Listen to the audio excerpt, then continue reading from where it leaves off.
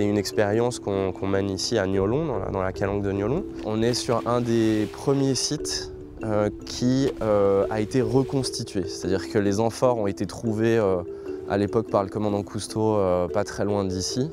Elles ont été sorties de l'eau pour être étudiées. En 2010, un certain nombre de plongeurs ont pensé réimmerger des amphores qui restaient dans un entrepôt et qui avaient été étudiés et qui ne servaient plus à rien.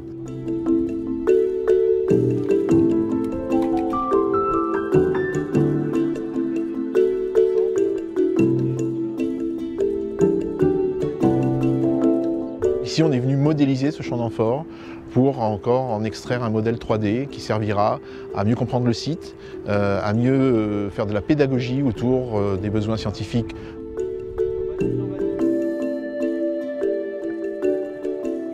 Le champ d'amphores se résume à une dizaine de mètres de long sur à peu près 5 mètres de large.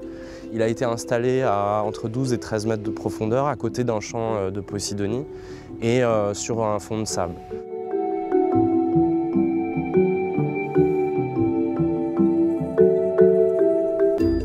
Mon job, c'est vraiment d'essayer de quadriller le site en fait, à la palme, histoire de faire plusieurs petits patchs en fait, de tout le site qui ensuite vont assembler, vont pouvoir faire une sorte de modélisation du site. En fait. C'est un sacré travail d'équipe parce que l'acquisition, en fin de compte, c'est ce qui prend le moins de temps. Par contre, délimiter tout le terrain, etc., c'est ça qui demande le plus de temps et en fin de compte le plus de ressources humaines également, quoi. Il faut être vraiment bien calé, faire des répétitions avant de partir, bien discuter, bien être sûr de ce qu'on va faire.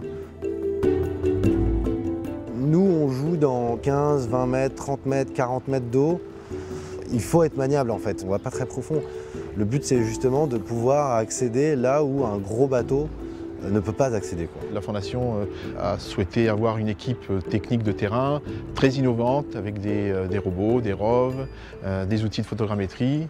Et c'est là où effectivement on apporte un petit plus en soutien aux équipes scientifiques sur le terrain et qu'on s'investit vraiment avec eux. C'est la grande originalité de cette fondation, c'est de soutenir financièrement mais aussi de manière logistique sur le terrain et de fournir des outils de travail.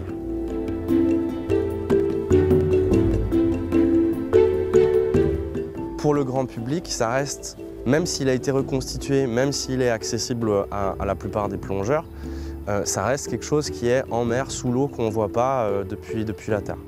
Une fois que ce modèle 3D a été réalisé, on le met sur Internet et n'importe qui a un ordinateur et une connexion Internet peut se promener, zoomer, tourner autour, etc. Et donc c'est pour ça qu'on a appelé ça la fenêtre sur la mer, parce que quelque part, au lieu d'ouvrir une fenêtre horizontalement, eh ben, on la lève verticalement et on révèle à n'importe qui ce qu'il y a dans cette zone, dans ce carré de bleu, ce qu'il y a dessous ou dans le fond.